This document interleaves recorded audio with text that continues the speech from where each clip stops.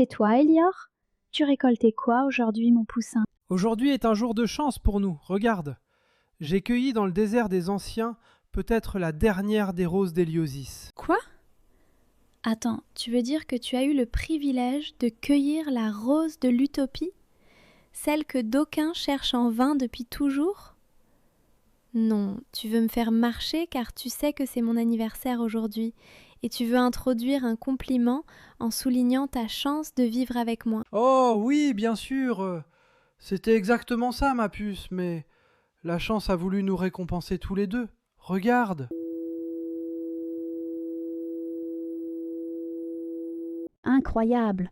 Tous les manuels d'histoire d'Isis disent que cette plante n'est qu'une légende, que ce n'est qu'une création d'il y a longtemps pour guérir les souffrances des gens, que c'est une pauvre quête hallucinogène.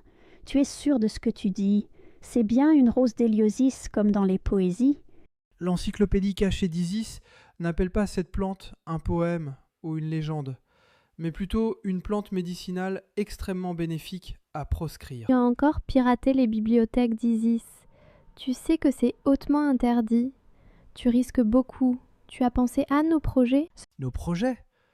Mais comment pourrions-nous les réaliser si Isis continue de nous administrer ses bienfaits?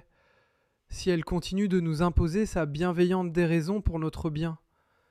Un homme se brise une jambe, aussitôt le service médical automatisé accourt et lui change sa jambe. Quelqu'un se coupe un ongle, on lui change le bras. Un petit peu de tristesse passagère, et on nous met sous antidépresseurs 3 mois. On fait un projet, et hop, la sécurité d'Héliosis surgit et nous soupçonne de conspiration. Cette folle se sert de notre crédulité pour nous convaincre de ne plus croire en nous. Cela fait des millénaires que nous sommes suivis par Isis. Jamais nous ne la prîmes en défaut. Ton père avant toi, puis son père, puis ses aïeux. Depuis des temps immémoriaux, les hommes et les femmes suivent le même chemin de paix, de liberté et d'égalité pour tous. Et toi, seul, petit herboriste autodidacte, tu voudrais tous nous soigner de nos vœux ancestraux, simplement en leur offrant la rose de l'utopie? Même un bouquet de vanité sauvage ne pourrait nous faire oublier les leçons de nos pères. Vaincre sans affronter et s'enrichir sans cupidité. Certes non.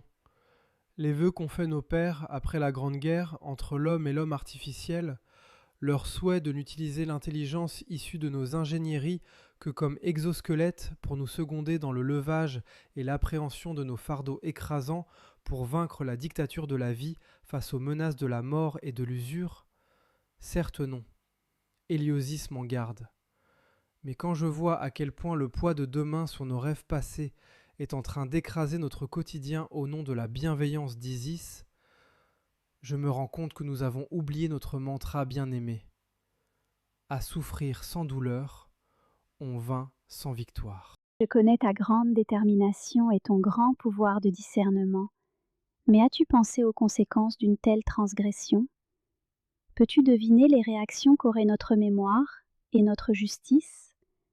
Et quand bien même tu parviendrais à gagner le cœur d'Isis, que l'on appelle le soleil d'Isis, comment feras-tu pour trouver le mot de passe immuable qu'il y a 10 000 ans nos ancêtres ont gravé dans le système pour accéder au dialogue ultime avec Isis? Personne ne le connaît. Tout ce que nous savons, c'est qu'il ne fut jamais enregistré nulle part et que les anciens ne l'ont divulgué à personne. Sans lui, un tel périple est un suicide. Non plus. Je pense à eux et à nous, mais je ne veux pas que nous nous abandonnions sans révolte. Plutôt que de nous précipiter dans une sécurité mortelle, je lui préfère un inconnu aux horizons optimistes. Je connais une personne qui a ses entrées jusqu'au soleil d'Isis. Il s'occupe de l'entretien des systèmes d'accès.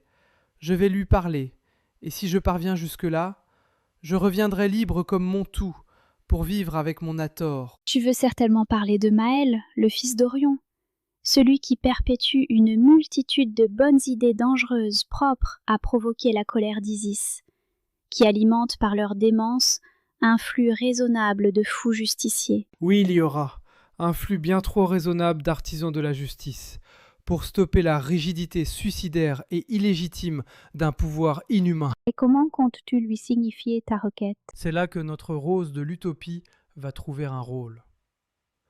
La fille de Maël souffre d'une maladie incurable. Il la cache aux espions et aux mouchards électroniques d'Isis. D'après ce qui est écrit dans un vieux grimoire poussiéreux, la Rose d'Héliosis est une des seules voies de recours pour sauver Aura, sa fille. Je vois. Je sais que rien ne t'arrêtera si je te retiens. Tu partiras. Alors pars et rejoins-moi, mon amour. Ils ne savaient plus tomber, ni souffrir, ni même douter. Leur corps tenait encore debout, mais quelque chose en eux avait déjà cédé, depuis longtemps. Et dans ce monde qui ne mourait plus, l'homme s'effaçait sans bruit, un à un, sans cri, sans mémoire. Alors, Hélior partit, sans armes, sans témoin, avec pour seul bagage un savoir ancien que plus personne n'écoutait. Mais avec cette obstination fragile que l'on confond souvent avec l'illusion, grâce à laquelle il arrive que le destin frappe moins fort, qui soit moins perceptible, qui se glisse dans ce qui paraît dérisoire, une racine, une main, un refus, une rose de l'utopie. Et peut-être que, désormais, tout ne repose plus que sur ce presque rien.